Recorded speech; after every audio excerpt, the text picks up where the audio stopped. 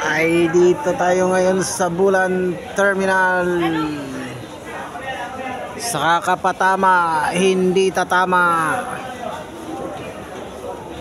Dito sana kami mag bagong taon sa Bulan Terminal.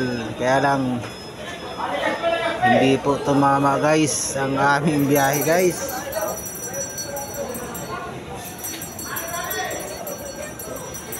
Pinapihit kami ngayon back to Manila guys. Ayan ang mga pasahero natin dito sa Bulan ngayong December 30.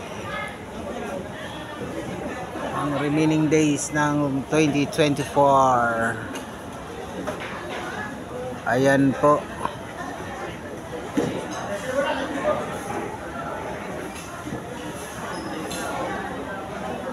Kunti na lang ang pasahero dito sa Bulan Terminal. Yan, Paligaspi.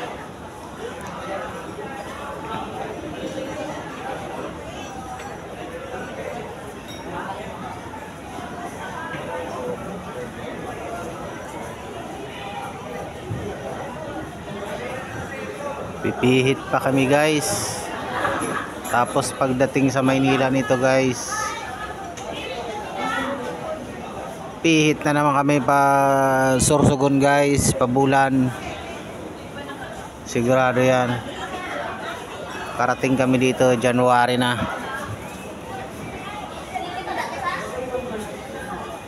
So maraming naghahabol ng ano ngayon, uwi. Yung ibang mga bus company, sleep na sila, lutaw na sila dito.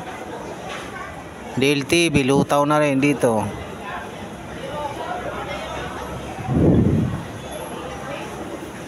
So ganun ang sitwasyon natin dito ngayon. Kararating lang ng EMB Ilabil Ordinary biyaheng Matnog Bulan. So inuna nila yung Bulan, tapos didiretso yan ang Matnog. Nagpalinis lang kami ng bus sa loob at saka labas.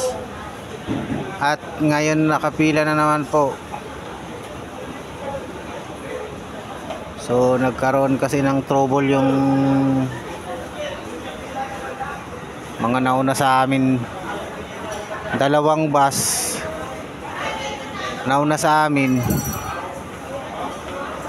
nagka-trouble. Yung isa sa booster, clutch booster, yung isa naman sa airbag. So yung kami yung last trip galing ng Maynila, kami pa yung nauna dito sa Bulan. Kaya yun na hindi kami tumama. Sa kakapatama, hindi tumama. Dapat hindi na kami bibiyahe ngayon. Pero kami ang nauna, kaya no choice. Pihit pa more.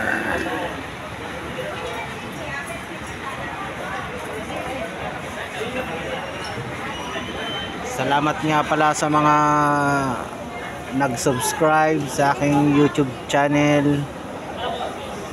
Salamat sa inyo sa mga nanood ng aking YouTube channel. Thank you very much.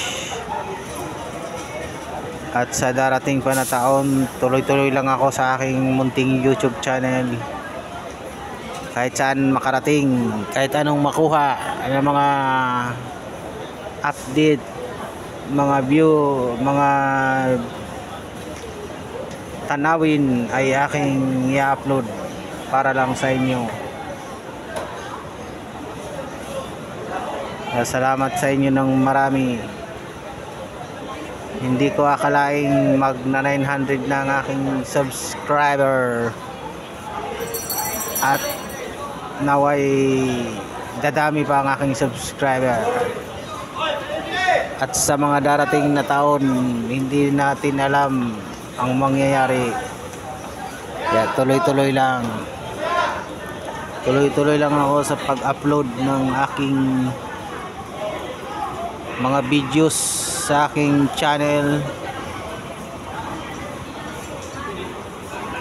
Yun, salamat sa inyo.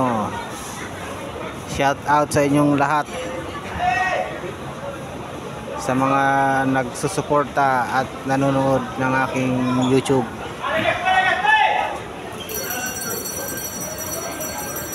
Yan, dito kami sa Bulan Terminal, Sorsogon,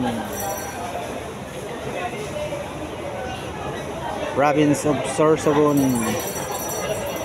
So pagdating ng January nito, ang pasahero nito ay manggagaling na naman dito sa Bicol, papuntang Maynila naman. Tambak na naman ang pasahero nito dito sa Bicol papuntang Maynila. Siguro mga 15 days mula January 1 hanggang 15, tambak pa ang pasahero niyan. So pagkatapos niyan, mag-iiba naman ng malamang lutaw-lutaw naman. Siyempre mangangarap tayo ngayon pa lang kung saan ba talaga ang nararapat. Yun lang guys, para tuloy-tuloy ang pag-unlad ng bagong Pilipinas. Bye-bye!